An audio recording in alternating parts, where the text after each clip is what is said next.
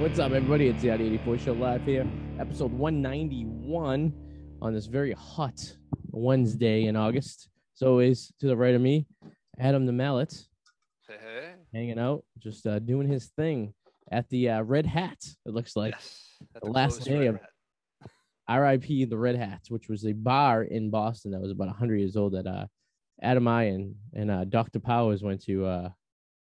Oh God, it was about a month and a half ago at this point, right? Yeah, not that long ago, but yeah. We went to this last night. Supposedly someone bought it and they're gonna bring it back. It'd probably be a different name, maybe. Well, I guess it was like someone who was like a regular there, who was like a Bowdoin alumni who just had a lot of money and was like, I'm just gonna fucking buy it. Well, there you go. Shout out to the Bear Moose Brewery in Everett. We're in the t-shirt today, but I will be at Night Shift Brewery tomorrow at 7 p.m. DJing from. Wow, that came up fast. Yeah. One of several gigs I get booked for the next few months. But if you want to check me out spinning the Unos and Dues, I'll be at the Night Shift Brewery on Centennial Highway in Everett, Massachusetts from 7 to 10 tomorrow. So funny you mentioned DJing. I'm fake mad. Not really mad. I'm fake mad at my friend his wedding I'm going to. Oh yeah. When's that? Next week? No, that's next month. Next month. But like I asked him if he's going to be a DJ or a band. And he's like, oh, we got a DJ. And I'm like, what the fuck, man? Like my buddy's a DJ, you know, and he could really use the money. Like as a kid, he might not eat next week. What the fuck? Right? I would have probably got a good deal though. I know, that's what I said. I'm like, you probably would have got a better rate. Why didn't you come to me? And he's like, oh, probably didn't know. He's like, I didn't think of that. Yeah. Hypothetically, what if I was like, all right, I need a favor. Like, I need you to DJ my friend's wedding. I would on a Monday. I want to rub this in. What would it cost? Tell him I would give him my like potty rate instead of my wedding rate, which is like $250.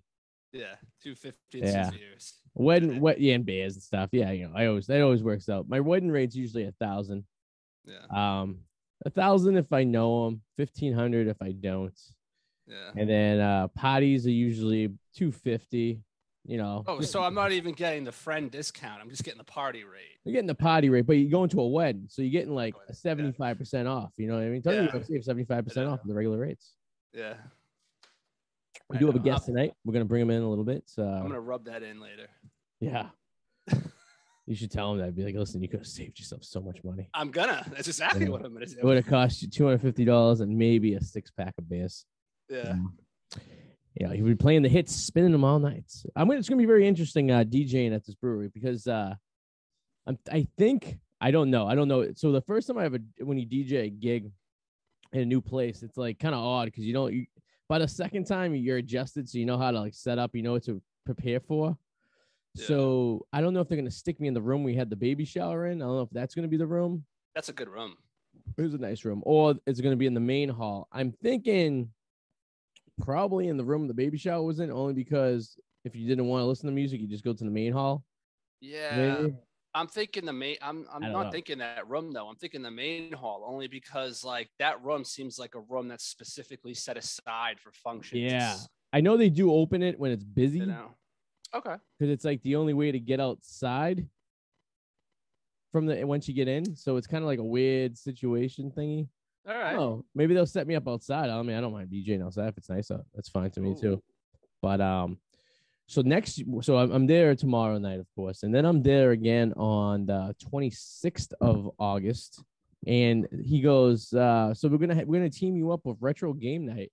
I'm like, all right, what's that about? He's like, we're just gonna set up old school video games around the brewery, and people can play like old school Nintendo and Sega and shit like that while you DJ. I'm like, that's fucking pissing. I'm like, because at least people are moving around and stuff, and they're drinking, they're playing games, music's playing. You know, I can really get deep into some of my archives, some 80s, some weird kind of cool, like, you know, digital music.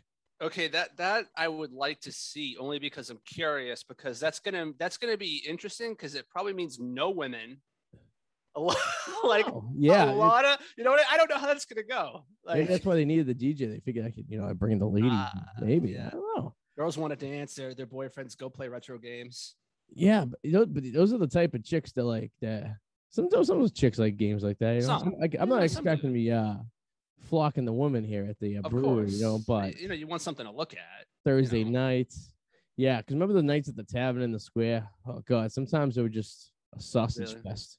Yeah, Lots of dudes. I never went to. Oh, you never. Yeah, it was just a bunch of dudes sometimes, and I used to get so bored because like I was up on like a pedestal.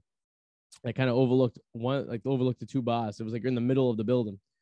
And you look around and stuff and you get to see what's going on. And occasionally, but you were so out of like the range to flirt with anyone or talk to anyone. You were kind of like, I was best friends with the waitresses because they would come over and slip me notes of the songs they want to play and stuff in exchange for drinks. And the key is to get friendly with the bartender, because once you're friendly with the bartender, he'll hook you up. And that's all about. It's all about the hook of it. You know what I mean? It's at the end of the day, especially they charge me. I gotta pay taxes off this gig, so I understand it's a corporation. They need to know where their cash goes. I get it. I like the old mom and pop places where they just take $100 out of the drawer and they give it to you at the end of the night. You know what I mean? So that'd be great. Those are the best. Tavern used to be like that, and then the IRS got on them because they were paying the DJs like we were getting paid $1.20 every gig. $1.20 for 4 hours of work's not bad because you're sitting there just pretty much playing music and drinking and chilling with people. Yeah. But then they would tax you. You get a W-9 at the end of the year. You got to fill out with all the fucking information and stuff like that. But Uncle Sam wants his cut. Well, the good thing is technically it makes me an independent contractor, so I could write shit off. So I used to write off my gas. I used to write off way more than I'm supposed to write off. I never got caught. Knock on wood. Now they're probably listening to this podcast. They're like, they'll catch you for everything. Yeah, you're on their hit list. Oh yeah, I'm on a watch list for sure. I'm on like that caution. My name pops up more. I mean, listen, fucking, they got me. They got me a couple times. Yeah, they'll keep getting you too. They'll just. They called my old work and told me they were going to garnish my wages. Are you serious? Well, because I was ignoring IRS forms. I didn't know what they were. I was just throwing them away. And then they stopped sending them to my apartment. They would send them to like my parents' house, and they were getting lost in the mix. And I guess I owed like $1,100, and they were like, this is from like an audit they did like for 3 prior years. And I go, holy shit. So I call them up. And at first I thought it was the mass revenue. I called them. I assumed that the IRS in Massachusetts was the IRS that ran. I didn't realize the Department of Revenue for Massachusetts is different than the IRS. So I'm on the phone. I'm like talking to the guy in Massachusetts. I'm like, dude, what the fuck? He's like, what's your thing say? I go, it says IRS. He goes, he's like, yeah, dude, that's not us. He's like, that's the feds. I go, don't you handle all? He's like, no, we just handle the Massachusetts stuff. And every state has their own, because some states don't have state tax. So they don't have to deal with that shit. He's like, you got to call the feds. I'm like, oh God, it's going to be paying. So I call him up. I go, how much does it cost? Guy's like, $1,100, yo. You want to do a payment plan? I go, sure, let's do a payment plan. So I spaced it out over like 13 months, and I paid with a credit card in which I got points for, which is beautiful. So I ended up getting like a free airline round trip fucking for paying my taxes. So nice. The way I look at it is I don't make a purchase unless it's going to benefit my points. I'll even I'll buy stuff for people. Like, they go, oh, $500. You paying cash? Well, you just give me the cash. I'll put it on my card for you. Make it easy. Question: can you still hear? Oh, now I can't hear you. Okay, that does work. I was just curious if that button actually worked. Oh, is it a mute button? Yeah. It's so when you go. Well, this thing is detachable too. I don't have to have this detachable penis. It's a good song. It's not even a song. He talks through it. I know he's like, I'll do detachable penis. Imagine if you had a detachable. What would you do with a detachable penis? That'd be kind of scary. What if I got drunk and really high and did something with it and use it as a baseball bat? Take it off. Yeah, what if I really fucked it up and it wouldn't reattach properly? That'd be very bad. Like Liberace, who had the pump on his penis. I mean, Liberace was a pioneer when you think about it, because this was days before erectile pills, right? And he decided he was gonna instead of a penis pump, he was gonna install one into his penis. So there's a little valve there with a bicycle pump. I don't even understand how. I've had it explained to me, but it doesn't make sense to me. I don't understand how penis pumps even work. I don't understand how. I get it how it works. You put it over your dick and you pump it, and it's supposed to dilate the veins to keep you hard. But I can't see it keeping you hard enough, long enough to get you in there. Wouldn't that turn her off? It's hold on, sweetie. Yeah, let me pump this up real quick. Wait a second. Like let a me bike just tire. yeah, let me just pump it real quick to get it going for you. You know what I mean? It's like, give me a second. Yeah. Oh, thank God for modern medicine. Who hasn't had those days though? You're sitting there, after a few drinks, you're like, just give me Yeah. a minute. I gotta get this going. Yeah. Exactly. But imagine breaking out a fucking device. Oh yeah. Like in front of her. God. And then the worst is when you're stressing about it too, and you're sitting and you're stressed. It's over. It's fucking over. Yeah, At and that you're point, like, yeah. now it's worse than it was. Now you're panicking. You know what I mean? What's in Like, your head? Because then she's gonna worry that it's her. When it's not her, you know it's you, but she's not gonna believe you. oh yeah. Yeah, it's over. It's fucking over. There was a situation several years ago of this chick that I met on AOL Instant Messenger, and yeah, it was just I don't understand. I just had an off night. I was all No, it happens. That's you why get yourself so worked up. You know what I mean? You're like so worked up about it, and then it's just like you get there, and it's just like. Ooh. Well, I'm convinced the dick has a mind of its own. You see, I have, and for this reason, I call them break in case of emergency pills. They're basically they're Viagra, right? But like, yeah. There was, I remember a few times. It's like I'm horny. It's happened like a few handful of times. And it's just like I'm horny, but nothing's happening. Nothing. My cock is like, sorry, buddy. I'm not working tonight. And I'm like, what the fuck? What's going on? And this has happened not just as I've gone, it's happened like maybe a couple times in my late 20s. Yeah. Like maybe like once in my, it just fucking happens. And then maybe like the next time it's fine. Like fine. But I don't know why. It's like, it just doesn't want to work. It happens and there's nothing you can do about it. It's like a woman being dry. It happens to them. Yeah. You know? It's like the worst situation too. It's like you sit there and he's like, what can I do to make this situation better? Maybe I'll take a second off. I'll let my mind clear a little bit, Yeah. Because like it's also that fine line of drinking. Like sometimes you don't want to drink too much because it won't work, but you don't want to drink. You want to have a drink so you loosen up, so you're not so anxious. So you kind of chill out a little bit, Yeah, I know it's horrible. You feel like less of a man too. You're like, what the fuck? Like it didn't work tonight. Sometimes it just doesn't work. There's nothing you can do about it. But sit there. Like it. No. Oh yeah. Well, speaking of people with limp dicks, we should bring in our guest, huh? That's bring him in. We're coming in right now. It's Reuben, right? Yeah, Reuben Wolf. Reuben Wolf. Reuben, buddy. How you doing, sir? Hey, Reuben. Hi. Can you hear us, bud? Yeah, can you hear me? Oh, yes. Now we got you. Yes. Reuben, where you join us from? You join us from New York? Yeah. What the hell is this? This is an experience that will blow your mind and make you think of the wildest things afterwards. You'll leave this experience of Adam and I, and you will be set apart from everyone else who hasn't done this show yet. Wow. Sounds like a Woodstock 99. Yeah. Something like that. Something like that. Except we won't be setting shit on fire. That's cool. You guys see that documentary? Of Woodstock 99? No, I have not. Documentary. I like documentaries. We got. It's awesome. I mean, I actually have a friend who is in it. Am I dominating the conversation? We just started. No, man, talk. We're here. We're all friends here. We're not. You're not on or anything. You don't have to perform. We're just you're chilling. not on act. Yeah. Just some people get on here and they're thinking like they're like supposed to be on. And it's like no, we're just talking. Bunch of dudes just hanging out, talking about shit.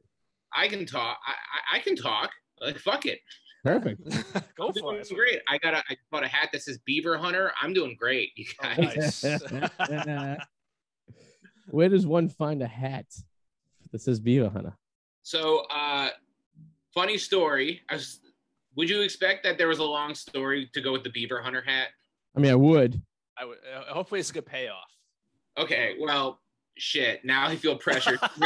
No, man. It's all right.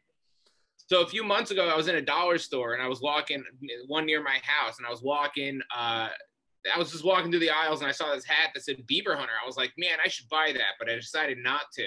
Yeah. And then I saw some friends a day later, and I was like, man, I passed on buying this hat that says Beaver Hunter. And they're like, dude, you should have bought it. So about a flash forward to last weekend, I walk into the dollar store, and lo and behold, nobody's bought a Beaver Hunter hat except me. Stocked up. He stocked more on Beaver Hunter hats. I was like, it's a sign. Do you imagine if you wore that hat into like a lesbian bar? Like, I don't know how that would work. Would they run for fear, or would they be, welcoming you? Sorry, say that again. If you wore the Beaver Hunter hat into a lesbian bar, what do you think the effect of the crowd would be? Oh, I don't know. I think with this haircut, I could pass for a lesbian. You and I aren't too far away, man. So maybe. So I could be like, hold on. Here to help. Hi, ladies. I'm here to help you. What can I do? Help me help you. I'm on your side. That's what I would say to them. You guys are from Boston, I can tell. Yeah, you're a Dolphins fan, right? As I was reading about you online, you're a Dolphins fan, right? I am a huge Miami Dolphins fan. All right, we can deal with that. You're not a Jets fan, so we can. I know you don't like the Jets, so we're fine with. Where are you originally from? Are you originally from New York? I'm originally from South Florida, and in my house, we say Jets. We call it the J word. So yeah, it's a swear word in my house. We just call them the piece of shit team that wears green that we play twice a year. I don't know why you hate him. Like Belichick was the coach there for a day, and then he went to you. Yeah, but even a day. Right? I don't think the ink was even dry yet, and he was like, "Yeah, peace out, Cubs, goes. I'm getting the fuck out of this place." Did you see how he went about resigning? Yeah, it was fucked up. It was on a fucking napkin. Yeah, it was like the worst way. Yeah, it's literally the worst way you can quit a job. And like that's like I mean, so I've done that before. Like I've like quit a job and started a new job and was there for like a day and was like, yeah, this is not going to do it for me. And then like email them like during my shift while I'm at work and be like, yeah, some crazy excuse like I'm moving to Florida or something like that's not going to work out for everyone, just not show up anymore. So Belichick probably showed up to he showed up and he's looking around. He's like, yeah, I don't think this is going to do it. He's like, because you know what he thought, right? He was like, oh, I've been to the stadium before. I'm familiar with the stadium. My coach was at the Giants for 10 years. This is like nothing, right? It's exactly the same thing. And then he goes in there and he's like, ooh, yeah, no. He's like, fucking no bad news there. He was like, oh, shit, I actually have to do something with this roster. Fuck. Yeah, and the ownership is good. Oh, that whole team all around is just shit. The Jets will never be good again. They got so close with Sanchez back in the day. They did. I don't know. The Salah and that D line he's putting together look pretty good, but I don't know, man. As a Dolphins fan, I could live the rest of my life with the Jets going 0-17 now. Actually, every year. Too. Yeah, it's gonna be great this year because it could be a possible team that goes 0-17, which is even great. Be the first team to have 17 losses in a regular season. So it'll be. I think so. I think the Texans could do it. Honestly, there's just no talent on Houston right now. No. They're so disgruntled too. Like we want the quarterback. We don't want the quarterback. If we're gonna let him, we're not gonna trade him. We want to get rid of him. Like they can't figure out what the fuck they want to do down there. Your team looks like it's finally getting their shit together after several years. I mean, you have some good pieces in place. I'm not sure about Tula, but you got like some other working. You got a good coach. On there, you got a really good coach. Yeah. I like what's going on there. I think Tua is going to be fine if the offensive line can stay healthy and like not get his ass kicked every single game, because that's all I want is a good offensive line. Yeah, that's important, especially for a young quarterback to have around him. Yeah, big time. Talk to Thomas Jackson Brady about that one. He'll tell you all about the offensive line and how great it is. It's I mean, I played offensive line in college. I can tell you firsthand how important it is. What position? I played center. I played them all, but I like the interior offensive line because I'm so lazy. I'm like, good. I can just take I could step one way and like do my job. You get like a 6-foot circle. It's like I stay in my circle. I just can't leave my circle. I like center because like I would just hike the ball and then I would just like step one way, and the coach is like, even if I don't know what the play is, I'm like, I have a 50-50 shot of getting this right. Yeah, that's true, right? It's like, I hope if the guy runs to the left. Oh, I go, oh. Yeah. So the guy runs to the left and the runner to the right, and I get chewed up by the coach. I'm like, I'm still going to do the same shit on the next play. Like, it's going in one ear and out the other guy. You go to the quarterback and just tap either my right ass cheek or my left in case I forget. Like, if it's going to the left, just tap my left. You know what I mean? And for some reason, they just touch my balls every time. I don't know why. They get deep. That's the thing about quarterbacks. I mean, they get into the crevice of your ass. Like the centers will have to like, you got to get used to having another man just rubbing up against you. Like they could tickle it. Yeah, be used to that. Let's tickle it in there, right? It was I think it was my first and only college sexual experience was playing center. Like, yeah, I get lucky every Sunday. 30 times. I have someone fondle my balls every single day. Yeah. Fuck your 2 a.m. drunk hookup. Just sitting there. You always wonder, like, if you ever get a new quarterback and he's just learning the position and he doesn't really know exactly where the hands go, and he's just really, really aggressive. He's really riding the grundle. He's just like, all right, buddy. Yeah. You turn around, you're like, all right, bro. Like, you don't have to put your thumbs in my ass. Like, right, yeah. You know what I mean? Just a little tickle to let me know you're there. That's all. Just like little grunts, What college did you go to? I went to a small school in northern New York called St. Lawrence University. Okay. A lot of Boston people from there, actually. Was it really? Yeah. Yeah, mostly. It's I followed a lot of drinking. A lot of lot of natty ice. Yeah, I bet. Last skelly caps. Oh my god, yeah, and I followed the Bruins my freshman year because all my friends were into the Bruins. Okay. Yeah. They won the cup that year, so it was pretty good. It's and they haven't won anything since. Fucking what a disappointment. Are they? I thought they've been pretty good for like 10 years. Well, so in 10 years they got to 3 finals and they blown the last 2 of them they played literally in the last games. Like, I mean, the one they lost against Chicago, they were tied up, with like nothing left in the clock in the game 6, and all they had to do was hold out for a minute, and they didn't. And Chicago scored, won the friggin' cup. They could have forced a game 7 in Boston, and then fucking St. Louis forced a game 7 in Boston and is dominated, and like it was like 4-1 in the first period, and it's like, what the fuck. And now they're blowing the team up because they can't afford all the old players, and it's just fucking disastrous. As someone who's a fan of a team who's like, I've never seen them even sniff a championship, I have no pity for like, oh, we've been to 3 finals since. Oh, I know. I feel bad, like, for the Dolphins, just for the fact that you had not Joe Montana, fucking Dan Marino all those years. And like he gets into the Super Bowl like his second season. And yeah, you guys, everyone's gonna be like, "This is gonna be great. We got Dan Marino." He's like, "We went to the Super Bowl, dude. We're gonna get the more Super Bowls." And like he only like sniffed close to like the championship like a few times after that, Yeah, it was. They never built a team around him. It was. I've only been following since 2007 because that's when I started playing football. But like everyone talks, I lived in Buffalo for 4 years, and every time we brought up I was a Dolphins fan, they would go, "Oh, those Marino Kelly matchups in the '90s, man."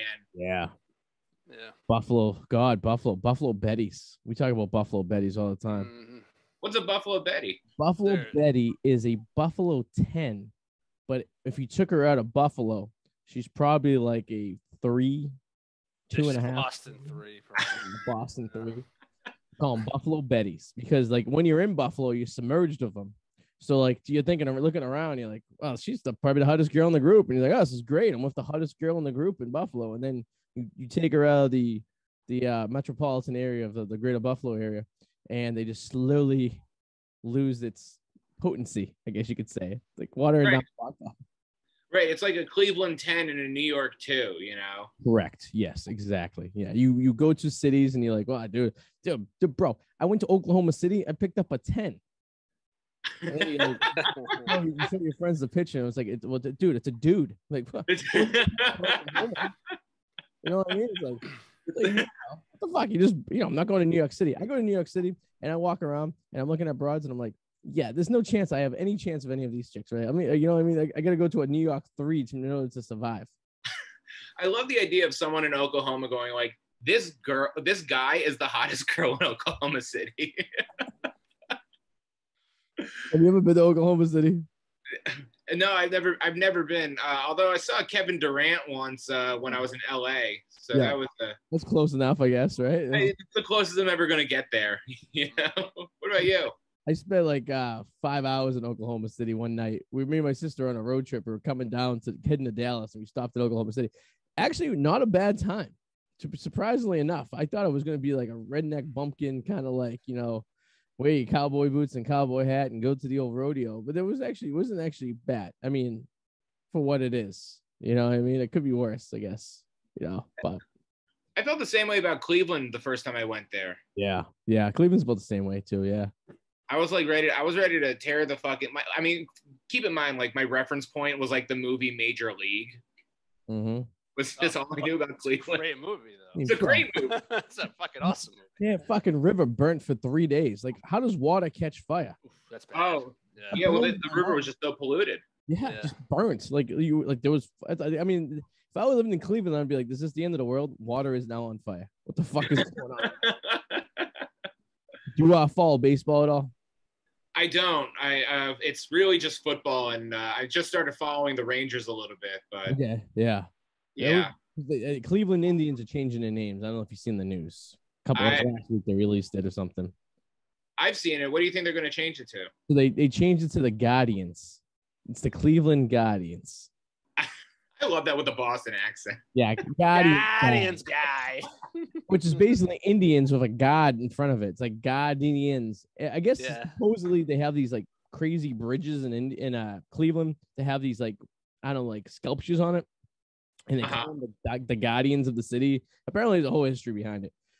But all they did was they took the Major League, like fucking from the movie Major League, like their logo, and put like a ghoul face on the baseball. It's fucking something goofy like that. It's fucking ridiculous. They replaced like they fixed like the Major League movie poster or whatever. Like the symbol, like the baseball that had like the mullet with like on, kind of like they reworked it so it's like a dude's face in the ball, like a guardian. No, I'm looking at the logo right now. It's a giant G with wings on it. And is that another one? Got a baseball. Yeah. Like, it's stupid as shit. What the hell is this shit? That must be another one. I was looking at a few of them. They was like, so do you know how, I'll tell you, Reuben, how stupid I am. I have a problem with spelling. Okay? Yeah. So I get this alert on my phone that the Indians are changing their names to the Cleveland Guardians. So I say, let me go to GoDaddy.com and see if ClevelandGuardians.com has been taken. Because the reason the Washington Redskins haven't changed their name officially yet is because every time they pick a name, someone's stealing the domain from them. So they're like sitting there with their cock in the hand, like, oh, well, we can't have this now. Someone already stole the URL because they're releasing it. So I go and I type in ClevelandGuardians.com. And it's not taken. It's available for $15. It's this shit. That's it. Okay, yeah, there you go. Oh my gosh. Awesome. So I type it in and I buy it for $15. And I'm sitting there like, dude, I go to the kid next to me at work. I go, I just bought ClevelandGuardians.com. He's like, get out of here. I go, how fucking stupid are they that they didn't buy the domain for their baseball team yet? So I'm just going to forward it to our website or RedSox.com to be an asshole. So I'm sitting there and I'm like, no, and I'm really looking at it. Well, I spelled Guardians incorrectly when I bought the URL. I switched the A and the U. Oh my gosh. So I own Cleveland Guardians spelt with the A and U reversed. Wow. So I'm stuck with that for a year or so. But so what I did was I figure if I misspelt this, at least 1% of the population probably misspells it too. So I just forwarded it to the radio show website page. So okay, we get some traffic that way, I guess. I'm seriously hoping like somebody in the Cleveland organization makes the same mistake and they're like, somebody bought our fucking website. I feel that happens a lot. I remember when back in like the late 90s when like the whole URL, like the whole web thing was going on, corporations weren't smart enough. They didn't think there was any future in like online. So people would go and they would buy up all like AT&T.com, Dell, maybe not Dell because it's a computer company, but like baseball team names and like football team names. For the longest time, BostonBruins.com was owned by some like pickup like men's, bear league hockey league. Wow. MLB.com, when the internet first came out, was like some like membership club. It wasn't Major League Baseball. So like you figure how much did it cost them to finally get that URL? I mean, I would sell it for a couple thousand, maybe 10,000. How much is it worth to the company? You know what I mean? See, things like that. Things like that scare me when it's just like a couple letters, like MLB. I don't know what that could mean. I feel like things like that could be tied to something deeply pornographic that I don't want to be associated with that are letters. So it's like anytime I hear like letters, I'm like, oh fuck. Well, WhiteHouse.com is a porn site. I don't know. Is it still a porn site? It used to be back in the day. I can check, but Isn't it like don't they have to be .gov though? Oh, yeah. So you go to WhiteHouse.gov, it gets you to the White House, but WhiteHouse.com for the longest time used to be a porn site. some like grade school asshole is going to whitehouse.com to do their book report on on like the president. Hardcore porn. It's like, I would put like the nasty shit too. I wouldn't put like the nice cordial stuff. I'd put like, you know, the hooker shitting on a glass coffee table with the John underneath it noses away. You know what I mean?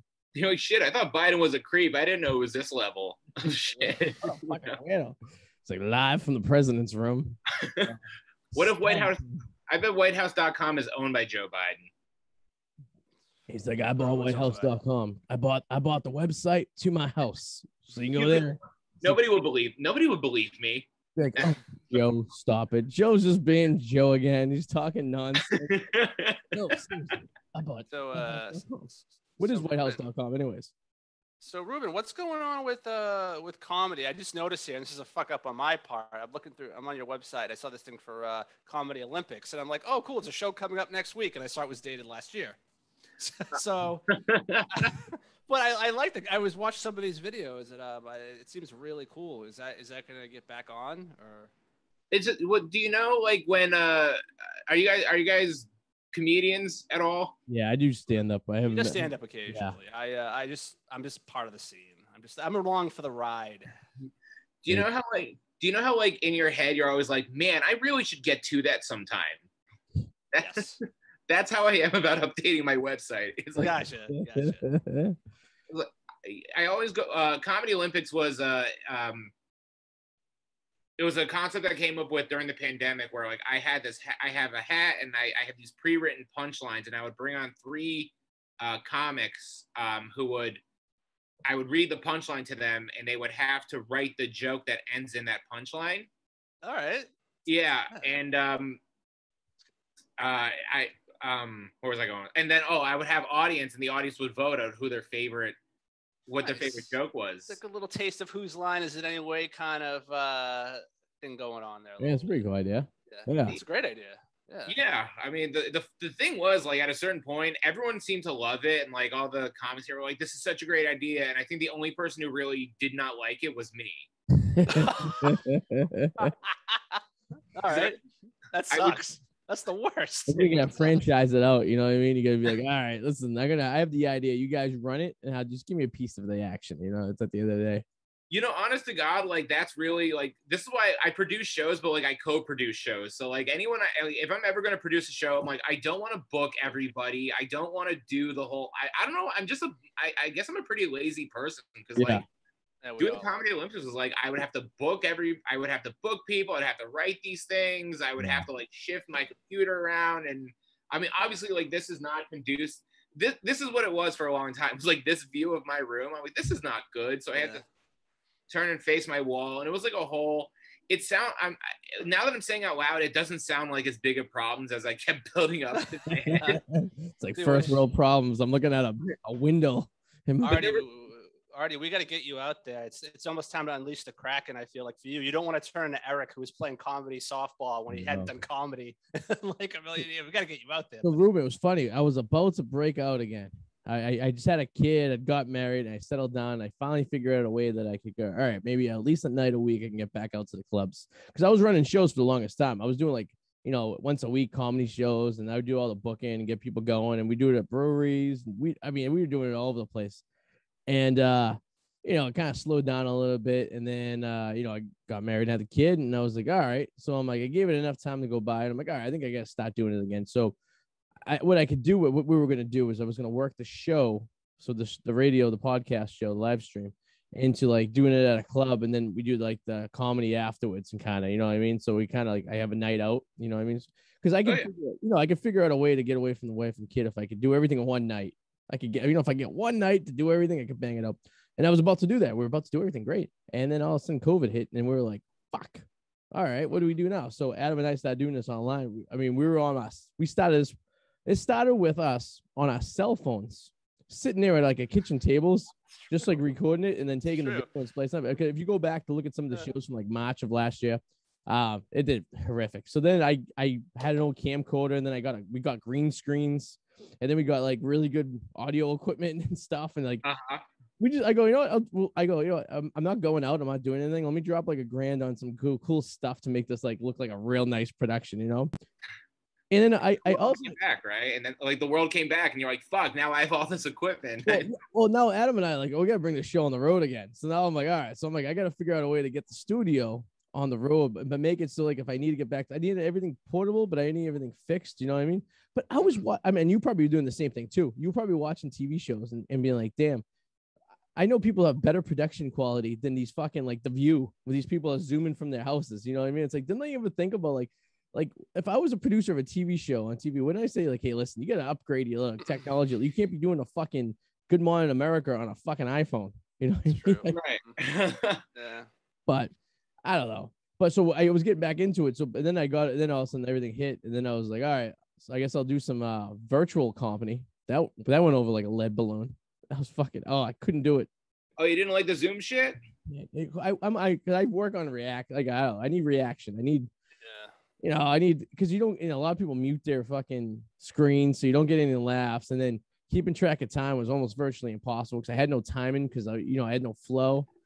Mm-hmm. And I think I did like 2 or 3 shows, and I was just like, I just can't do this. It's just not, I can't do it. I feel like comics are split into 3. Like there's the people who like really went into Zoom and like kind of still, actually let's call it 4. There's the people who like are still on Zoom right now. Yeah. There's the people who like did Zoom for a while and like now things are back. They're like, fuck it. Yep. They left. There's people who there was people like who tried Zoom for a bit and then they decided it was not for them. And then there was just some people who like for a year did nothing. They're like, no, I'd rather just sit at home. Like, I'd rather not do comedy at all than do it to a webcam. So where did you fall in? What category were you? I did Zoom and now live shit is back and I was like, fuck it. Yeah. So yeah. You see, Reuben, I'm what you would call a pussy. And here's the thing. I have like this binder of material that I think one day I will. But I do not like attention that I can't control. If I can control attention, I'm fine with it. But being up in front of a crowd of people that I can't control what is going to happen, it makes me nervous. The thing is, once I start talking, I'm fine.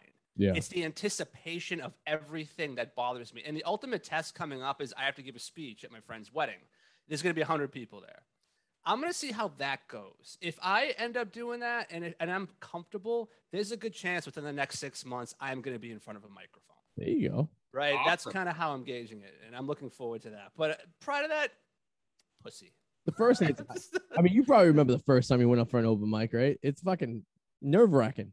How do you forget it? I mean, you probably remember too. Like, scary. And how many times? It's going to be bad. But no, there was been many times I went to clubs and I went to like bars and stuff to do an open mic with the intention to do it for the first time, and I just fucking shit my pants. I didn't want to do it. Like I just sat there and I left the fucking dick between my legs, saying I should have just fucking went up. I don't know what the big deal about it was. And then when you go up there and you do it, it's like, oh, that wasn't a big deal at all. And you gotta get the rush. You know what I mean? It's like it's probably what like heroin's like. I would imagine. I never did heroin, but I get the rush and you just want to keep doing it more. That's more crack. That sounds like crack because the energy. You die. Heroin, you just want to like sleep. Yeah, maybe crack's probably the best. Crack. The funny thing is like I can't ask out. Like I'm afraid to ask out women, but like I can go up in front of a fucking like a crowd and try to make them laugh. Yeah. You know, it's I don't know. How long have you been doing comedy? So I've been in the scene probably since 2010. And I say in the scene because one of my old co-hosts of the show was a comic who was like 10 years older than me. So he was already embedded into like the Boston scene when I met him. So I kind of was like his follower. So we used to set up shows together. I'd be more of like the back guy. I'd do like the audio and the visual and then some of the booking and all that stuff. And he would get like, you'd be the talent and all that stuff. And I kind of progressed over into more of the talent and kind of doing everything because Danger Powers doesn't really do much. Right. So, that was my old co-host, Danger Powers. And so I would say probably a decade now. What really helped me though, I took so I was a member of Improv Boston, taking classes and stuff like that. And I actually got into improv. I took some formal improv classes. Ew. I know. So yeah, tell me about it. So it was so odd because I did it so I could gain, I guess I could get over my fear of. I was never afraid of stage because I was a musician. I played in a band for years, so I was always in front of audiences. So like getting on stage wasn't like the fear part. It was like being on stage by myself. Because at least when I was on stage, I had my band there with me. So if everything sucked, we all sucked. But like Right. you're up there with a microphone and like It's all you. Yeah. it's all on you. Everyone's looking at you like, oh, this is an asshole. So, but improv was like kind of an introduction because I had a group, but it's funny. I took like 5 improv classes, and I just wasn't feeling it. Like I just wasn't doing anything. So I said, fuck it. They had a stand-up class. I'm like, let me take a stand-up class. It was with a guy who was a comic that I was familiar with who did the show in the past.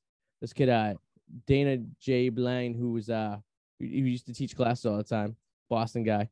And he basically was the teacher, and he was like, basically, this is what you got to do. And he kind of already knew. It was nice because then he adjusted you, and he would give you criticism. So you'd sit there and you write your jokes, change that, add this. It was almost like a comics round table session, right? So you're all sitting there and you're just helping each other. You're not busting each other's balls. Right. But, you just kind of like, all right, maybe change this word, change this alignment, change this progression, whatever. So that helped. And once I did that, going to open mics was a piece of cake because I was going to open mics prior to that, and they were just like, it was like a train wreck because I was writing jokes. But I also didn't realize that open mics are the worst places to go for a fucking reaction because it's just a bunch of other comedians sitting there and no one's listening to you most of the time. Everybody just wants to leave. Yeah, they sit there, they do their time. It's like prison, and then they leave. And it's just like, occasionally you get like some people didn't know there was an open mic and they would sit there and hang out and be like, oh, this is interesting. You get like maybe 2 or 3 tourists, and then like there was this one place in Boston. They got a lot of like foreign people that were staying at the hostel next door that didn't speak any English. So it was just a night out for him. So it's like, and you look at the crowd, you're like, all right, how you guys doing tonight? Everyone's just like, you get the, okay. It's okay, right. But I find it vile when open mic comics open with like, how we all doing tonight? It's like, just tell the fucking, nobody, you just wasted 10 seconds. Exactly. Run through your jokes. All right, here we go. Yeah. God. Boom, boom, boom. Anything? Or keep it going for your host. I'm like, this is like 10. I mean, when I host, it's like, keep it going for your host and no one says anything. So that's pretty cool. I'm like, okay, at least you're not wasting time. Yeah, exactly. No, but I actually had a similar experience. I started when I lived in Buffalo, I started with improv as well. I did Comedy Sports. I don't know if I think they have a Comedy Sports. Yeah, we had that up in Boston. Yeah. Yeah, they have. I did Comedy Sports for years, and then at a certain point, I was like, I am not getting enough attention. Like, I don't know why. I'm like an attention whore. I'm like, I'm not getting enough stage time, for myself to be happy with this. Yeah. So, and I always wanted to do like I would, stand in the mirror doing sets on Conan, right? Like jokes that hadn't been. I would say it was 5. I would think it was 5 minutes, but like it was probably 2 or 1 or whatever. But in my head, I was crushing on Conan. That's what we all dream of. It is. And that's why you said Conan too, because I'd say I would agree with you and say the goal for me would have been on Conan because I love that. I love Conan O'Brien. I just think it's the funniest fucking guy. It's funny, but I don't trust Reddits. I don't trust Reddits. Do you hear it? Do you guys know how Colbert does his like the stand-up spots he gives? No. He's not there. Like they film it separately. Really? And I think it's just a bunch of comedians come out to an audience and do 5 minutes and then leave. And then like he said, and then they edit it so Colbert is like, please welcome this guy, and they cut and it's the guy coming out and doing like a separate set on a separate day. And then they come back to Colbert, and he was like, "Wasn't that person great?" Yeah. That's good. Is there anyone in the audience? Yeah, there's an audience, but like it's filmed on a separate. It's filmed. I think it's filmed on the stage, but like a separate day. So they might bring in a bunch of comics and be like, "All right, we're gonna run through like 20 comics for like for stock, and we're gonna get that. And we'll just put them through the episodes throughout the week or whatever." Yeah, I mean, Colbert, it's like a great launching point, but it just sounds miserable. With that said, Steven, I love you. Please put me on your show. Yeah. Well, because you think of the old days, like you go back to Johnny Carson, and you go to Jay Leno, and you go David Letterman. And, like if you did really good, you get the invite over to the chair. Johnny was big on that. Like you killed it, and then you'd be like, "Why don't you come over and join us over here?" And you sit there and you get 5 minutes of fucking Carson, just the chit chat. Right. If you sucked, you'd be like, all right, so-and-so, good job today. Yeah, have a good day. Boom, boom, boom. Then move on to the next shit, but I always thought like I know that. And I always thought like I would be like a comedian who would like do okay. And then I'd be like, Johnny, you want me to come over there? And he'd be like, no, go. Yeah. Johnny, You want to go? Yeah. Okay, all right. Or he invites you over there and you sit there and you're so it's like Adam and I had to talk about like you're hanging out with a hot girl and you're gonna bang her. And then like you finally sit there and you can't even perform. Then you just right. Oh my God, you're so pretty. And he's like, all right, we'll be back after this ad for SOS pads. And it's like, what the fuck? I watch those old Rodney Dangerfield is probably my favorite comic ever. And I watch some of those old clips and like he gets invited over and like I feel like Johnny's just like knows how to get him going because like he's just on for like the next 10 minutes sitting there. It's called cocaine in the dressing room. That's true. That's no respect. That's why his eyes are like this big. He's always looking at wait, what? The 2-story house, the story when you move in, the story when you move out. And he always has those expressions. He's like, Dangerfield was fucking hilarious. I got no respect. Oh, I quit smoking. And I said I'd only smoke cigarettes anytime me and my wife had sex. I've been on the same pack for 20 years. I know. One of my favorite lines is that my wife put a mirror over our bed. She likes to watch herself laugh. That's pretty good. Did you ever see any of like the behind the scenes shit from when they were like filming like Caddyshack and stuff like that? Like all the shit that went down when they were doing that? I have. I've never seen any like footage, but like I've watched Caddyshack's my favorite movie. So like I've learned all I possibly could about Caddyshack. Yeah. I must have been like didn't like E have those like True Hollywood Stories behind Caddyshack? It might have been E or it might have been a VH1 special, something like that. Yeah, something like that. They had one. Yeah, it's on YouTube if you want to watch it. I think so. Yeah, it was pretty interesting to find out like what the fucking guys were doing behind the scenes, and everyone hates Chevy Chase. I can actually watch that on Hulu tonight if I want. Oh yeah, it's on Hulu. Bill Murray was on set for 6 days and had no scripted lines. Awesome. I mean, I believe it. Yeah, it's the best. Like, all right, Bill, go ahead, do best. Yeah, he's and like I think I can't remember which actor it was like walking by the set when Bill Murray's doing the Cinderella Man or the Cinderella story bit, and like Hal Ramis just calls the kid over, is like, dude, just come watch this happen. And like he watched the whole thing, and like I have goosebumps just thinking about like having been there on like can you imagine like just being there, like watching that being filmed, like that great moment in film history? Bill Murray is a very underrated comic, I think. I don't think people respect or understand how great of a comic that guy was or He's is. Great. I think Chevy Chase is a complete dick. Like it's the thing. Like I think Chevy Chase. It's funny. Chevy Chase is a guy who has tiptoed to the line of assaulting somebody constantly, and then he'll be like, "I'm just kidding. It was a joke." Like he's done it like a million times. He's a fucking asshole. I'm not saying Bill Murray. I know Bill Murray has done a few things too here and there where he hasn't been that great, but at least Bill Murray has some pretty cool, fun stories where he's been a good guy. I love when he shows up places when he's not like he just shows up at people's weddings. And it's like, oh, Bill Murray's there. I'm like, you're gonna kick him out. He's like, I mean, he's done some bad shit. Like I remember he was talking shit about Lucy Liu on the set of Charlie's Angels, calling her. He's like, you're a TV actress. Like he's kind of a dick too. But like fucking Chevy Chase is a complete. They got into a fight.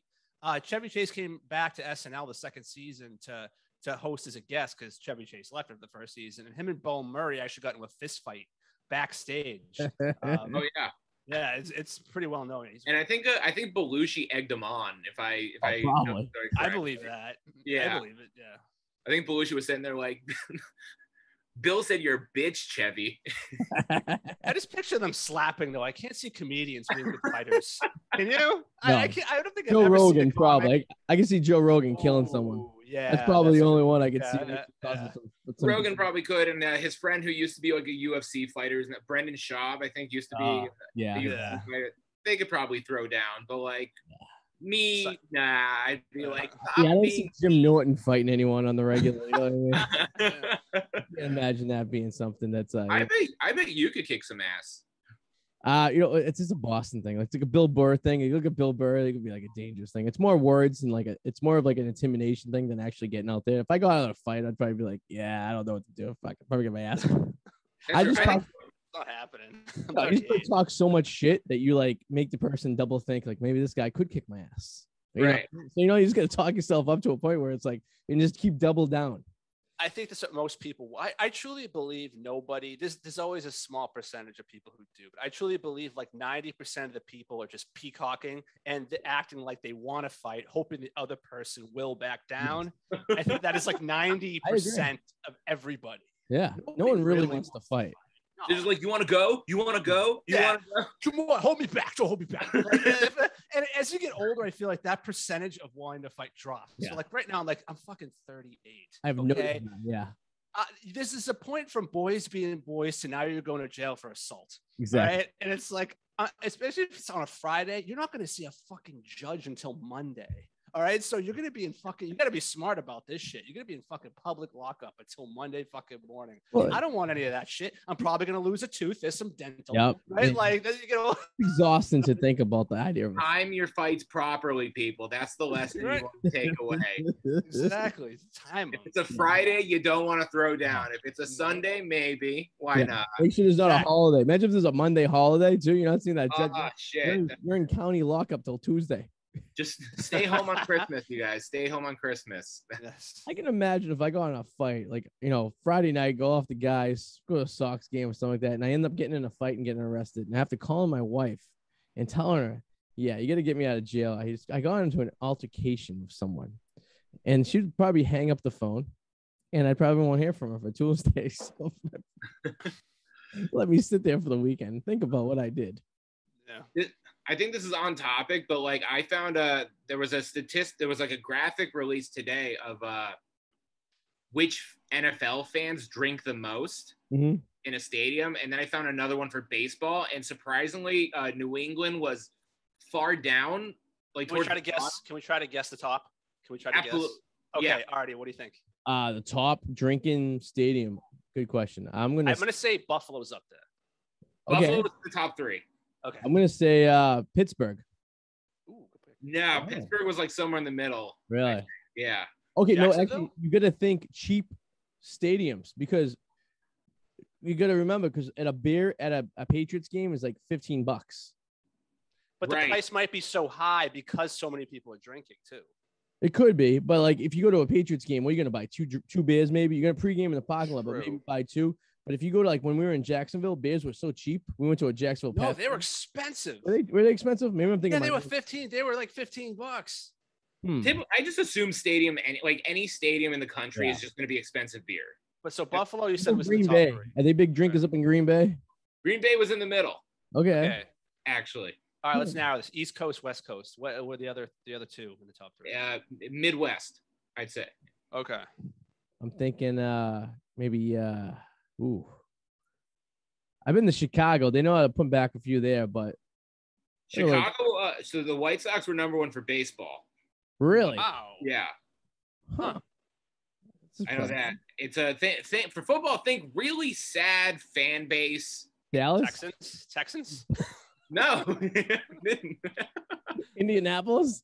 I said sad, not like ridiculous, like hopelessly optimistic. It's not. Not pathetic, just Cincinnati sad. Bengals.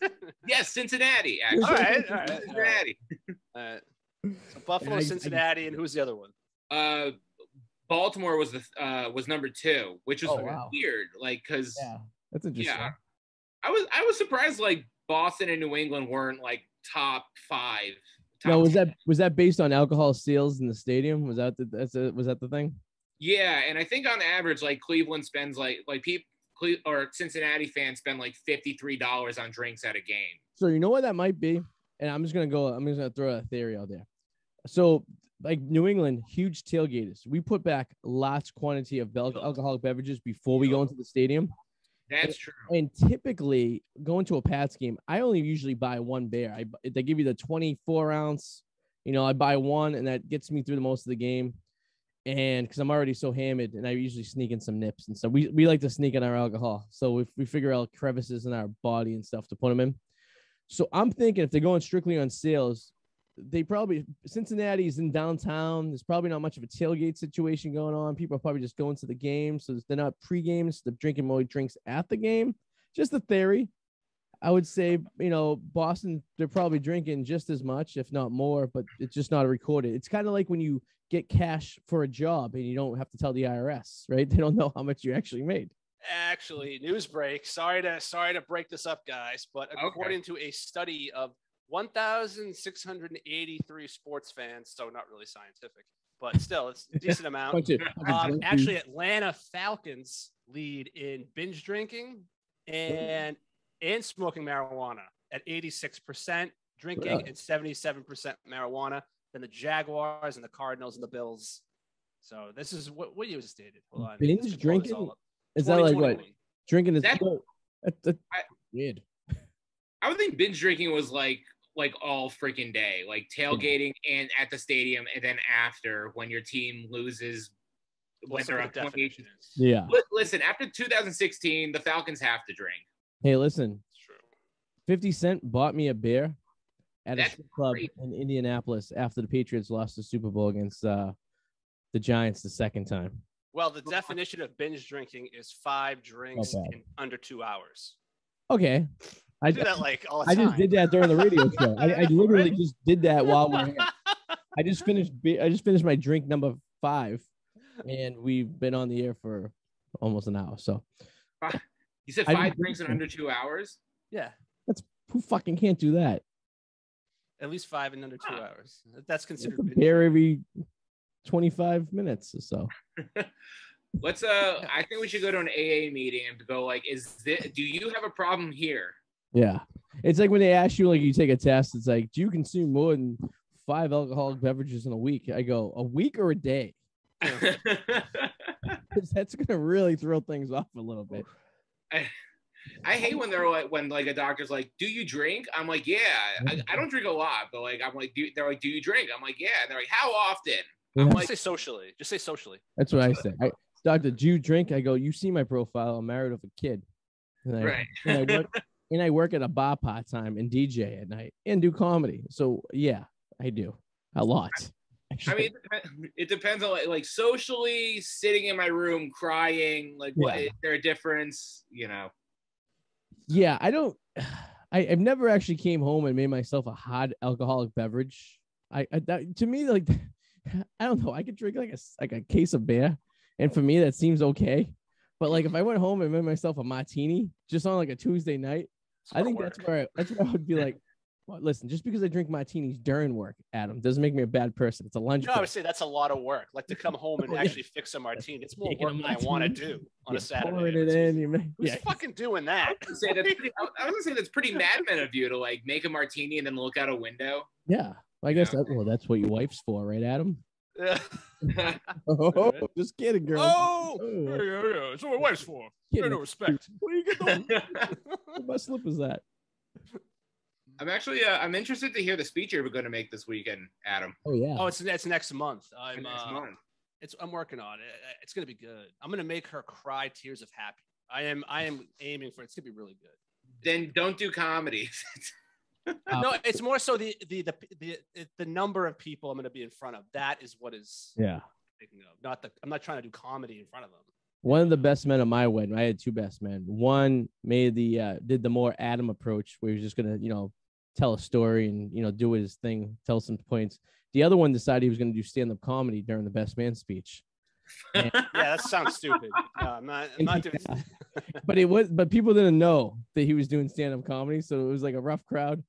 And he lost half his speech when his phone died halfway through the speech, and he had to I remember, ad-lib the rest of it. So, and I'm sitting there and I'm like, I go to my wife, I think he's doing a set.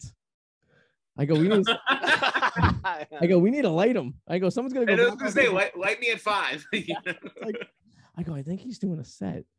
And he's like doing his because I was like, I know his routine, and he was doing the same routine, and the way he was holding the mic and the shuffle and looking at the notes and stuff. I'm like, I think he's gonna do a stand-up act. And I go, and 120 people have no idea. How did he do? Did he bomb? It was let me tell you. It was funny because he was so all over the place. Not because if people knew he was going to do like a little bit of a comedy act, and then it would have probably went over better. But there was like a bunch of old people there who were clueless. They just thought he was something's wrong with him. Was he a comic or like he just? Yeah. He was like my mentor in the comic world. So like. He should have done well. It was appropriate for the people that got it, which was like the younger crowd. They were like, oh, he's doing a set. Like, oh, this should be interesting. But like, my grandmother who's 90 years old was just looking at him like, what's wrong with this guy? I don't get it. What's wrong with him? Why is he saying such mean things about my Arty? Right. I don't get this. Why is he talking about his penis so much? He did make the innuendo that he wanted to bang my wife during the speech. So, oh no, my wife wanted to bang him. That was like well, those are very different. One says confidence, one is misguided. You know. My wife looks at me and she goes, Did he just like a sideways way say that I wanted to bang him? I go, yeah. I go, how do you feel about that? I'm reading some Rodney Dangerfield quotes right now, and they're still just so good. Hey, my girlfriend's so ugly. 2 guys broke into her apartment. She yelled rape. They yelled no. Good one. Oh, the day of the one-liners. I wish they could bring those back. There's people who try. I'm sure you've like bumped into like people who like try to do one-liners. Yeah. And I think one-liners are such a fine art. Agreed. Yeah, absolutely. Big time. Yeah. Because you get 2 approaches. You either tell your stand-up back like you're doing a story and everything, it's like a chapter, everything kind of leads into each other. Then maybe if you're really good, you bring something back from the beginning and you conclude the circle, you know? And then you get people that just do like the story, the joke, fire, and none of them have anything really to do with each other. Nothing really flows. And then you have the one-liners that kind of just like boom, boom, boom. I like to tell the story, and like I like to bring people on the journey, you know, and then at the last end, just bring them back home, you know, like with the first joke and kind of bring it all together, you know, which is difficult, but I like storytelling. So it's like, it's kind of my thing, you know? I like storytelling too, but the payoff has to be worth it. Like, because you're going to go so long and you're waiting that it's you hope it's just as funny as the wait. Yeah. You know, when it is, it connects and it's awesome for sure. Yeah. That's the thing about like there's this overused phrase for comedy called word economy. I'm sure you guys have heard word economy. Oh yeah, absolutely. Yeah, we'll use as little words as possible to get to the punchline. But you know, there's also like the other side of that, which is like you can go on as long as you want. If the punch is really strong, it's all worth it. All worth the payoff. Yeah, absolutely. You know, I'm more of the middle one you said, like a bunch of like joke jokes, and they kind of, I mean, I try to make them connect some way, but typically they really have nothing to do with each other. I guess that only really like the connection only really like I guess matters at the end of the day if you're doing like a huge like 1 hour set, you know. I think that's like where it really makes sense to do, because like, you know, if you're doing like a stand-up special or something, you're doing 45 minutes, you got to really stretch your material too, I think. So like I think that kind of helps you bridge everything together to make it work. But if you get like 7 minutes, like, you know, it's like you just want to get your jokes out as fast as possible. So your approach makes more sense doing something like that. You know what I mean? Like boom, boom, boom, and then, you know, joke punchline, joke punch. You know, and so it's like, I don't know. I wish I could do one-liners. That's like I wish I could just, you know, do 20. See, it's mostly out of necessity for me because like I can't remember. I have no memory when I'm on stage. I'm like, I need boom boom, like I need that rhythm. I can remember like more than the words. I remember the rhythm of the joke is what I need. Yeah, which makes sense. Yeah. Yeah. So I realized last night it's really hard to do when you're bombing. Oh, I see that. I had a set last night that did not go well, and I would be like, I would pause for punch, like for laugh lines, and nobody. And it's like you're not getting that back. It's like, ugh, shit. We all bombed, but I get off on bombing. Like if I have like a blur crowd and everyone's like, that doesn't really do much for me. I either want to kill or I want everyone to hate me. And if they hate me, I just want them to hate me more. So I just kind of I get pleasure off the hatred that the crowd has for me currently on stage, and I just dig deeper and I want more hatred, and I that actually like psychologically, because I'm fucked, gets me off, and I feel like, you know, they didn't think I'm funny. Well, I just made their night terrible, and that made me feel myself. You know what I mean? I still don't like. None of the comics really did that well on the show I was on. Yeah. So like I'm still waiting for like the true bomb where everyone crushes and I'm the only one who sucks. And I haven't had that yet, but like even so, like it's kind of I always try to find like the silver lining, and I Yeah. don't know, bombing is kind of exhilarating. I agree. I think so. I agree 100%. I think I actually it's a humbling experience of anything. If you know, it to kind of get you back off your high off, especially if you were like, if you've had a week of good gigs and then you get one and it's just like, ugh, it brings you right back to earth, gets you right off that pedestal. It does, but like I don't know, I'm such a weirdo that like you always, you know, when you start, you're all the first when you start off in comedy, the thing you're always thinking about is like, what if I bomb? Yeah. You know? Yeah. And then like you do more open mics and you realize you can't really bomb at an open mic. You can only really bomb at a show. So Sure. when I do a show and I bomb, I'm like, oh my God, it's happening. Yeah. Like, holy shit, this is it. This is the thing I was afraid of. And it's really not that bad. No, Yeah, honestly. it's not. it's like the it's the anxiety and the working up to it. It's like, oh my God, what happens? It's like the first time you have sex with a girl. It's like you say, oh my God. Then all of a sudden, like you said, it's happening. Oh God, it's happening. What's gonna happen? And it's like, oh, all right, it was good. I'm like, I wasn't as crazy. I wasn't as scared as I thought I was gonna be. Right. You know, it's like, all right, I can do this again. You know, It's happening. Stay hard. That's my thing. where's the scene? Don't go back in there. She's pretty. That's Hey, I told my doctor I want to stop aging. He gave me a gun. Okay. Well, Reuben, we are approaching the end of the show. This was I just got here. I know. Fucking, we'll have you back. Stay in touch. I appreciate it. This is awesome. Man. And like we say to everyone, if you come up to Boston, let us know because we'd love to see a show of yours. You know. So It's the art. I should just hit up the Arty, or do we have like an Instagram? yeah, just hit up the radio show. I'm always on it. The Arty 84 show. That's the easiest way to get us up here. Now everything's starting to. Well, it was starting to open up, then it's closing, but now we're kind of like you know, the medium in the middle right here. What the fuck's gonna go on? But Yeah, what's the COVID like there? What's the protocols? yeah, it's city by city. It's kind of like, I don't know. I'm over the shit, to be honest with you. But we're kind of just living a day at a time. I don't pay attention to it like I did last year at this time, where I was just like, you know, fuck, this is the end of the world. Now it's just like, just be safe. Do what you got to do. Your own preference. You know, it is what it is.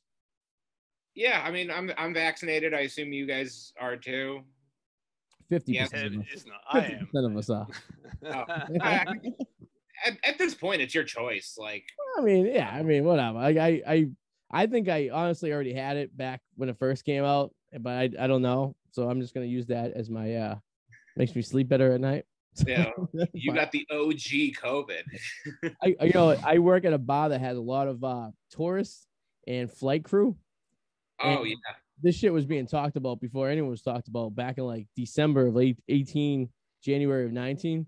So if I did catch it, that's where I caught it from. And I got I was OG. I was like patient zero. I was like the guy that had sex with the monkey when the AIDS came out back in the day. You know what I mean? Like that was lucky you. Yeah, right. Tell me about it. I still remember it was, I think, in February of like February 2020. I was at an open mic and somebody leans over to me. He's like, what do you think of this coronavirus going around? I'm like, what the fuck is that?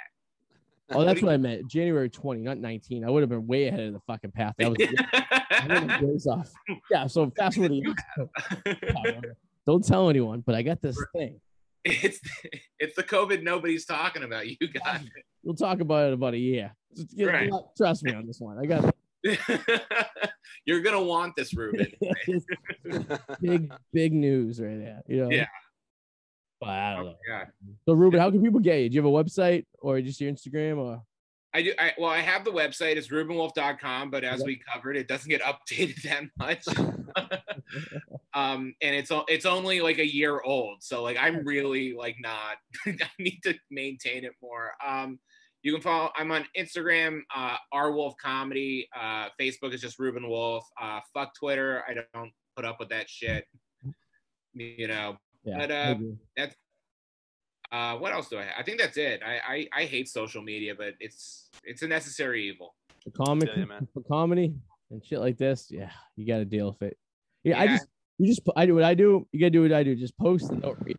I just like, it's like shooting up into the sky and not knowing where your bullets are going to. I'll post the show. I'll I'll tweet. I don't use Twitter. I only use Twitter when it's connected with another Instagram or something like that. I never ever go on my Twitter account. I never fucking know what's on there. But yeah, I agree with you. I hate social media. I think it's stupid, but it's a necessary thing. But I just use it and I don't use it. I guess that makes any sense, right? But yeah, and then sometimes I can't stop scrolling through it. So like I don't know how I feel about it. I'm like, I hate this thing, but I'm addicted to everyone's coffee pictures. Yeah. You know, or you do what we do. We follow like strippers at the local strip club, and they post, ooh, like, oh, look at that. Yeah. Or I see comedy shows I didn't get booked on, and I just like mean mug at my phone, Yeah. like it's its fault. You comment, I'll go on my burner account. I'll really show them. Right. You're not funny. I don't like this. Yeah, man, Reuben. Well, thank you very much for joining us. Yeah, man. Thanks for joining us. Thank you guys for having me. This has been awesome. Hell yeah, man. And we will talk to you soon. Keep in touch, all right? Absolutely. Have a good night. You too, brother. Man. Have a good one. All right. Hey, my sex life's like trying to shoot pool with a rope. My wife and I were happy for 20 years, and then we met. I can't get enough right now. Aren't those great, though? They're great one-liners. So snappy and quick, and it's like... And that was his gig. That was like, he never really did a big act. It was just one-liners. That's all he did. And that's all and like in his movies and stuff, it's like half his script was one-liners. Yeah. How do you do that? Like, I don't know. That's clever. And like Reuben was saying, no one really does it anymore. When they do, it's just like, it takes a lot of thought. I think that takes more thought to do a one-liner than it is to put to put a whole joke together. Hey, some dog I got. We call him Egypt because in every room he leaves a pyramid. It's like stupid, but it's like it makes sense. It's like, oh yeah, that's witty. But yeah. All right, we gotta get out of this hot box that we're. Yeah, definitely. Yeah, I'm dying. Whirlwind Potato, of course, right? Yes, check it out. You get new videos coming up? What's going on? And maybe. I like it. In progress. Always in progress. It's like a sitcom on NBC. I'm teasing. Yeah. This fall on the Whirlwind Potato. And then there'll be a dump of 3 and then another wait of 8 months. Blockbuster guy makes a comeback. Yeah. Bob from Blockbuster? That was his name? That's Brett. Brett from Blockbuster gets a job at West Coast Video. Oh, actually, I there was something I was working on, but we'll talk about that some other time. Yeah. I can only imagine. It was entertaining. All right, sir. You get me. Buddy. Oh, wow. What the fuck? What am I? The Wicked Explorers. And DJ at 84 DJing tomorrow night at Night Shift Brewery in Everett, Massachusetts. Thursday, 7 to 10 with Arty. Yeah. I'll even sign autographs. How's that? I like the strobe. What are you doing for a strobe light? I'm using my the light I use when I would record on my green screen because I have a giant light. Like I'm not gonna be able to pull it in. Yeah, don't pull it in. I have it. You know that circle, that Uber ring light. Ring light. Remember? Oh yeah. Okay. It's funny that you brought that to the bar for you tonight, but I never know. It also looks ladies, if you're at the bar, it looks like you are the DJ at the bar because you're a little bit higher than everyone, but you're just facing the wrong direction. And like the guy right there to your left with the bald head and the goatee. Yeah, everyone's got paralysis. No one's moving. This chick her mouth has been agape for the whole time. Is that the chick with the nice ass and the white pants? That one, remember? But it might have been. Yeah. All right. Oh yeah. Fucking A. All right, sir. We'll see everyone next week. Have a good weekend. If you haven't subscribed, subscribe. Bye, motherfucker. Bye.